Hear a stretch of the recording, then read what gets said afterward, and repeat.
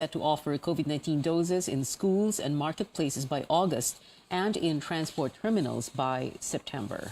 We do not mandate. We provided them with a wide array of vaccine, portfolio of vaccine. So nakakapili yung tao. We provide the access to people. And secondly, we have doctors on vaccination sites who do consultation. Marikina has vaccinated 146% of the target population, including non-residents. Doctors are continuing to monitor U.S. President Joe Biden after he tested positive for COVID-19 on Thursday. His diagnosis comes as COVID-19 cases soar across the country. CNN's Jen Sullivan has the update on the president's health and on what the latest surge means for the nation. As the nation grapples with more than 100,000 new COVID cases a day, the most prominent case coming out of the White House Thursday. President Joe Biden testing positive for the coronavirus. I'm doing well. I'm getting a lot of work done. I'm going to continue to get it done. The president's personal physician releasing a letter stating Biden is only experiencing mild symptoms, including a runny nose, fatigue, and occasional dry cough. I really appreciate your inquiries and your concerns. The 79-year-old commander-in-chief tested positive after a recent trip to the Middle East. The White House says they're unsure, though, where he caught it. He's resting and taking the antiviral treatment Paxlovid and will remain in isolation until next Tuesday. Because the president is fully vaccinated, double boosted, his risk of serious illness is dramatically lower. The president's diagnosis comes as COVID cases are soaring across the country, many fueled by the highly contagious Omicron variants BA4 and BA5. The majority of states seeing a 10 to 50% increase in cases in just the last 2 weeks. We've never seen as much virus circulating as is currently circulating in the United States. The average number of new cases is reaching nearly 126,000 a day, but experts say those numbers are likely much higher. We probably are currently seeing somewhere between 600,000 and 800,000 new cases per day, most of them being tested at home. Despite the surge in infections, very few areas are reinstating mask mandates. I'm Jen Sullivan reporting. U.S. First Lady Jill Biden has tested negative for COVID-19. Now, back here at home, Filipinos are cutting back on expenses to save money for emergencies. But as Lois Calderon reports, a number of consumers can no longer afford to do so, with prices continuing to soar. When food and fuel prices rise to record highs, it's hard to imagine how one can build savings. But food tech Jessa Beth Garciano did just that. Over the past 7 years since graduating from college, Jessa grew her savings to over 1 million pesos. Top of my priority to set 20% for savings, and then the remaining 80% would be the disposable income. Actually, kasama na doon yung insurance, savings. Bills are there, sure, because even when single or unmarried, Jessa supports her parents and younger brother. How does she save for a rainy day? I also take advantage of the vouchers in an online payment. So sometimes they give vouchers. For groceries, I tend to buy in bulk, especially like if it's discounted or there are like buy one take one. Jessa mirrors the life of Filipinos struggling to save up despite hard times, the twin blows of rising inflation and a nagging pandemic. In a survey conducted by New York-listed firm TransUnion, 43% of respondents said they cut back on discretionary spending or travel and dining out the past quarter. 56% said they set aside funds for emergencies. Jessa opened a separate bank account for that purpose. If you don't have a clear purpose of your savings kasi, mas matitempt tayong mai-withdraw yung emergency fund natin. But Jessa could be an exception to the rule. The Philippines has yet to be fully financially literate for its citizens to grow their wealth. In separate findings by think tank Ibon Foundation, 7 in 10 families don't have savings. It's something that Ibon Executive Director Sonny Africa said should be in the SONA agenda. Kung pag-uusapan ang sinong bibigyan ng ayuda, hindi lamang yung transport group, dapat magkaroon nga sila. Hindi yan actually sinasabi ng Poorest of the Poor na 4-piece, nababawasan pa ng 1 million. Ang nangangailangan ng tulong, more or less, the vulnerable 19 million poorest Filipinos na walang savings. According to Ibon, any subsidies that leave out these 19 million Filipinos appear to be mere token and not enough for a social safety net. Lois Calderon, CNN, Philippines.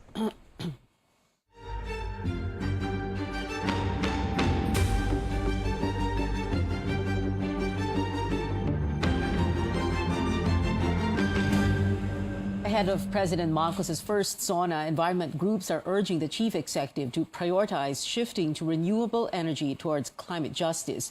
Groups led by Greenpeace and the Philippine Movement for Climate Justice are appealing to President Marcos to make good on a promise to put first clean energy by rejecting fossil fuels, coal and nuclear energy. The country aims to boost its renewable energy use from 21% to 35% by 2030. Although the country's carbon footprint is very small, the groups point out it will be hard hit by the impacts of climate change. Kung sinabing priority ito, dapat malinaw ang tugon nila. If they want to address yung climate emergency, dapat unahin ang pagtulak ng renewable energy para makamit ang hustisya para sa klima.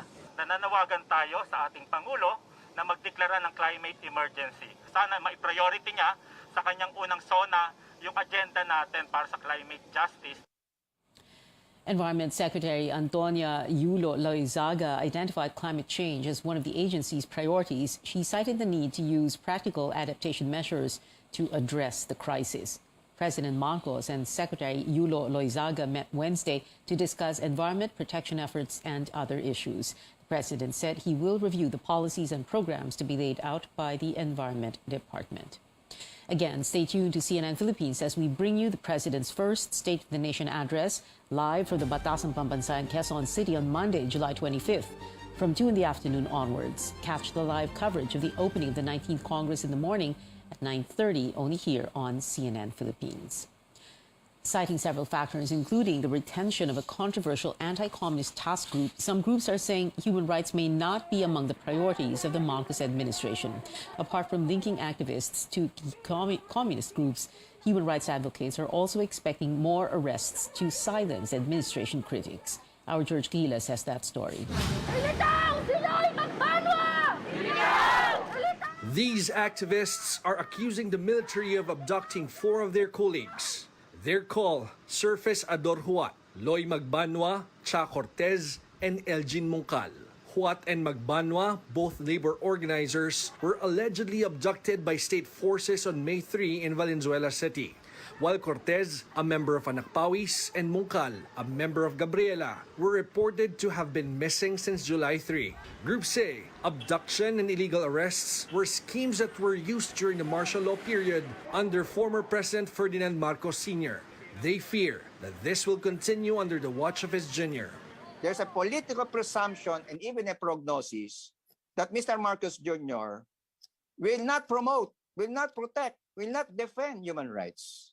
Armed Forces spokesperson Colonel Medel Aguilar denies the allegation against them, saying the military does not tolerate human rights abuses. Despite this, human rights advocates insist there is no clear indicator that there will be some favorable policy shift as to the human rights situation under President Bongbong Marcos. Groups say the Anti-Communist Task Force NTF-ELCAC remains to be a tool to red tag activists and silence those who are critical to the government. It is no mere coincidence but deliberate policy that under the aegis of the NTF-ELCAC, the political prisoners have now increased to 802, the highest number in 36 years after the downfall of the Marcos dictatorship in February 1986. Groups say they will exhaust legal remedies to pressure the government to fairly address the matter on missing activists. George Gilas, CNN Philippines. The country sustains efforts to fight human trafficking. The Philippines retained its Tier 1 ranking in the U.S. State Department's annual report for a 7th straight year. Countries and territories under Tier 1 fully meet the minimum standards of the U.S. Trafficking Victims Protection Act. But the U.S. also flagged the Philippines for not vigorously investigating labor trafficking crimes in the country and for failing to take steps against perpetuators of commercial sex activities. The report also said the government did not report the total number of anti-trafficking operations and investigations of illegal recruitment. The Commission on Elections is confident the barangay and Sangguniang Kabataan elections in December will push through amid calls for their postponement. COMELEC says preparations are happening as scheduled.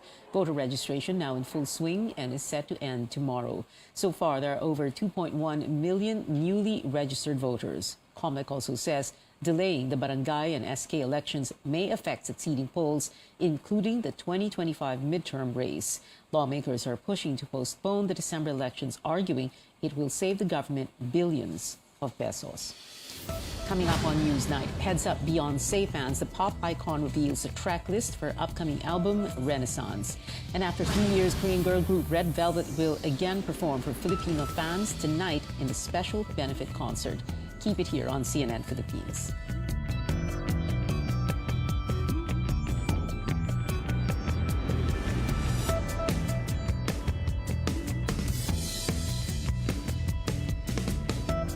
It can be dangerous out there. Buti na lang there's locally super fruits with 3 kinds of fruits that are super.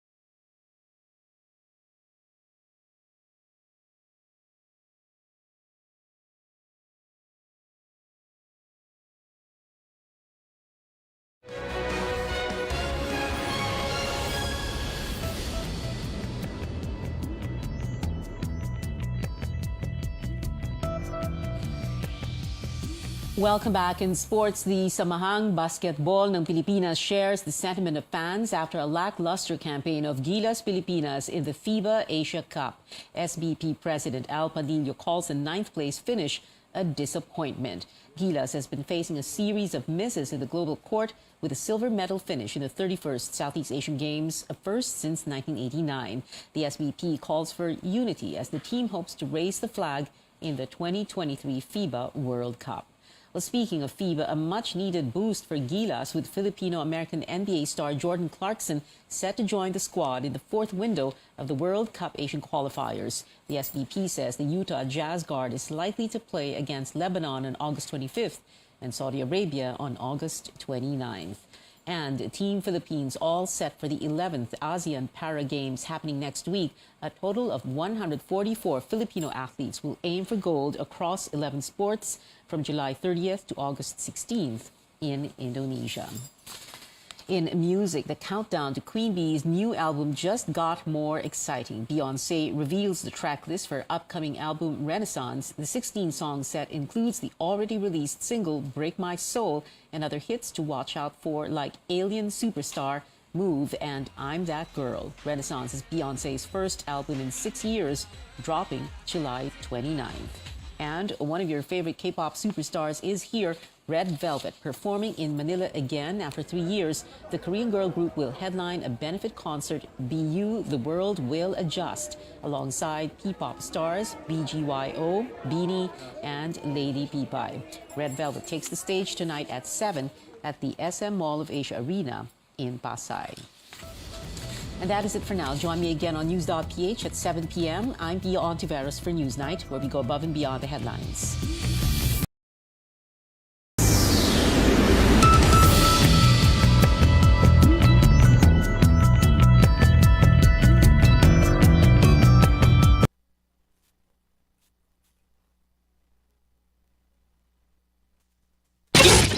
Radio Philippines Network. Radio Philippines Network. DX General Santos.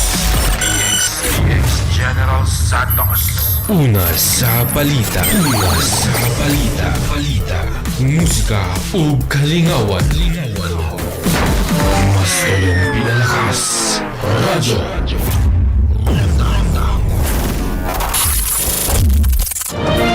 This is CNN Philippines.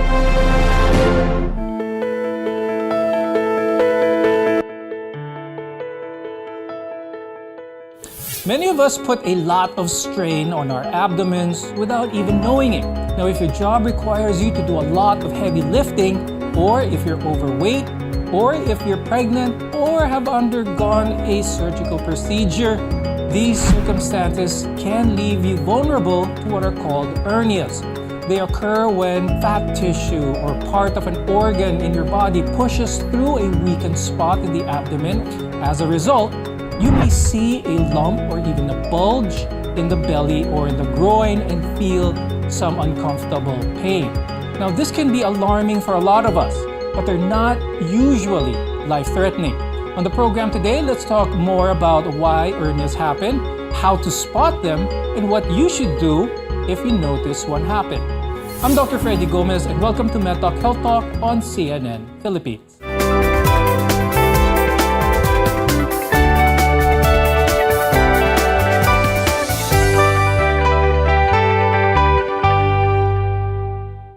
If you experience some pain or tenderness in your belly or around your groin that seem to not go away, you may have what's called an hernia. Now, our guests are here today to tell us more about this condition. With us is Dr. Leonardo Ona III.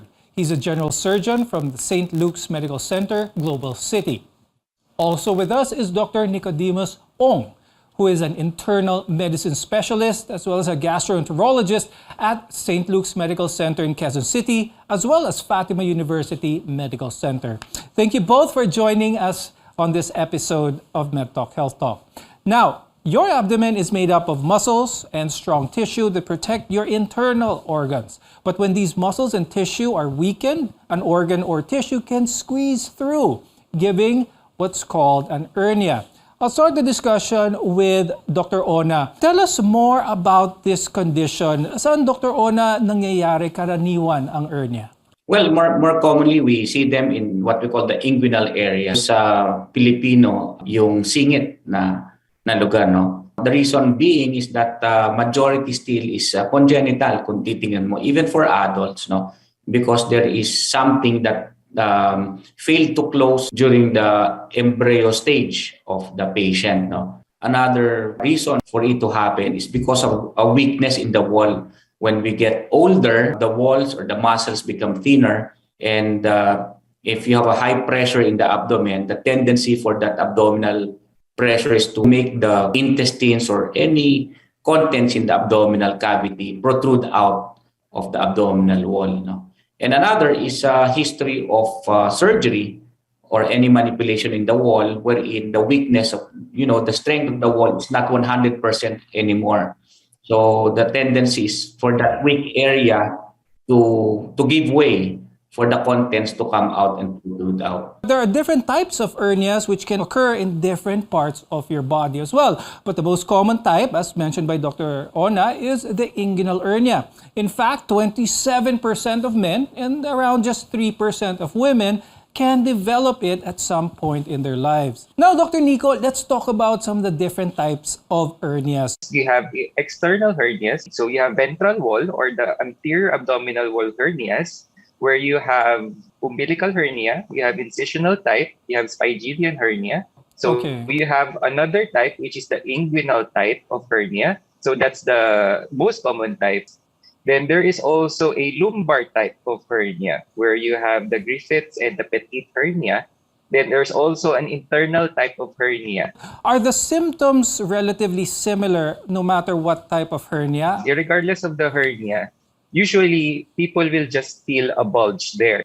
So that's a symptomatic hernia. Sometimes people will feel a slight discomfort on that area. So that's already called symptomatic hernia. So, and then the worst case scenario where it's actually very life-threatening is the incarcerated or strangulated hernia. So incarcerated hernia, that would mean that the abdominal organ that is protruding out to any part or any weakness in the abdominal wall is already irreducible. That means no matter what you do, that abdominal organ is stuck there. And if it's super painful, that's already strangulated hernia. That means the blood supply to that organ that is protruding out is already compromised. That means there is no blood supply. So that is already emergency surgery. Let's talk about when a hernia becomes symptomatic. Could you explain that a little bit more, Dr. Ona? Does surgery have a role with hernias that have mild symptoms? Basically, if you look anywhere, the treatment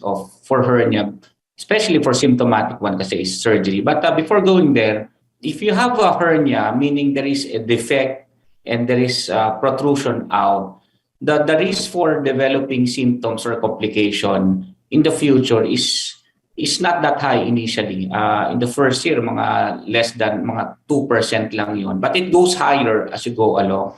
And eventually, people who have this will have to consider having surgery. No? So going back to the question, may role bang surgery? Yes, the possibility of having surgery for asymptomatic and for those with mild symptoms should be discussed to the patient, because the probability of it becoming a moderate or severe symptom will be higher eventually in his or her lifetime. Pag-usapan natin yun a little bit more, Dr. Ona, no? Because what you were explaining, an hernia that is beginning to develop, which does not have any symptoms, may progress over time to become potentially a serious situation. Now, what is the main cause for that progression, Dr. Ona? Well, many things. Number one, as we age, we lose water, the integrity of our tissues, including the layers in the abdomen, becomes thinner. So because of that loss of integrity, its capacity to hold the abdominal contents within its compartment is lesser already. Now, as we grow older also, we also develop some conditions. For example, for those with chronic cough, the pressure in the abdominal wall is increased too much, so that plus the fact that you have a weakened wall, the tendency for you to have a protrusion is high. No? When we return, we'll talk more about what happens if you find an hernia in your young child and how you are properly diagnosed to have an hernia. We're your partner in healthcare. Keep it here on MedTalk Health Talk.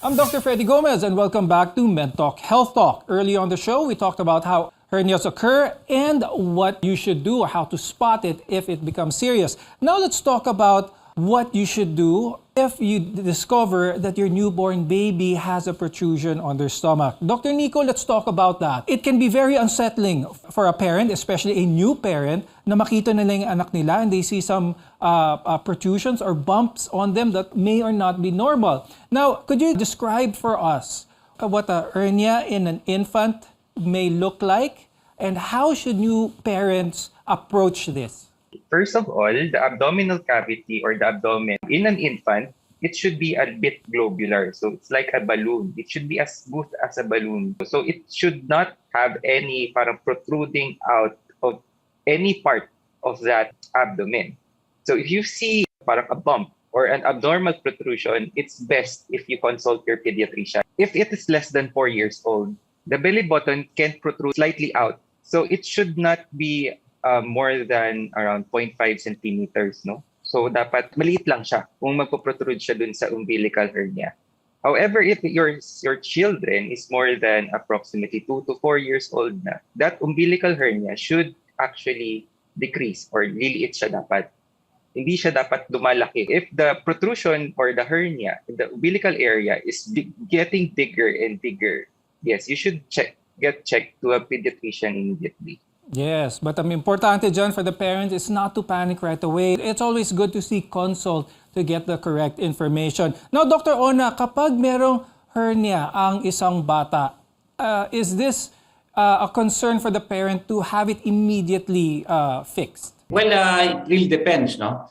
For umbilical hernia, as Dr. Nico has told us, umbilical hernias, they do close, no, within 5 years, no? Kung 4 to 5 years old, the hernia is still the same. It's bigger, or it hasn't significantly closed, then the possibility of doing surgery would be there, because the problem with children is that they cry, especially infants. And, when you have crying, the pressure in the abdomen becomes higher. That aggravates the condition.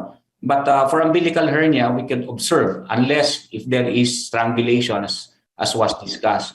Now, Dr. Nico, we were talking about yung mga bata. Let's talk about the elderly naman, because they're higher risk. Earlier, Dr. Ona mentioned also how habang tumatanda, numinipis ang wall ng abdomen. What does this mean, and how does this pose an increased risk for hernias, Dr. Nico?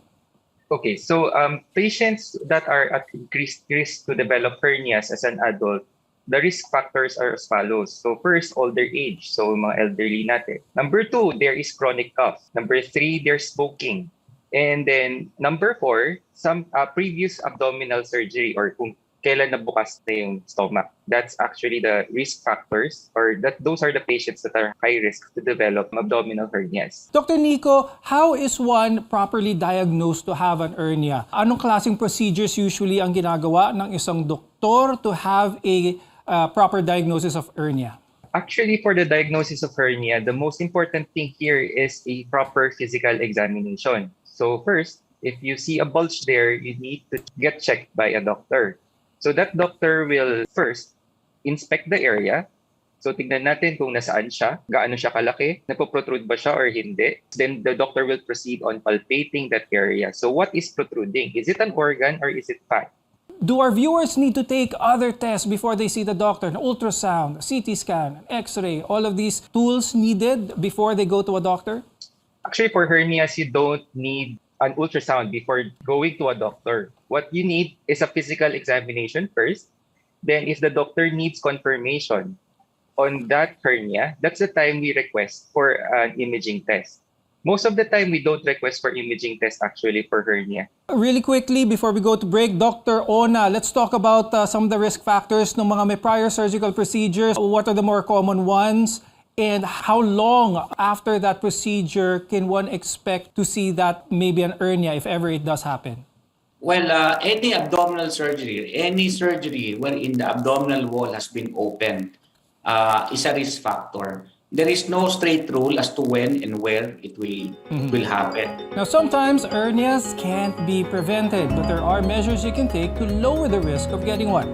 More on this when we return. Your health is our mission here on MedTalk Health Talk.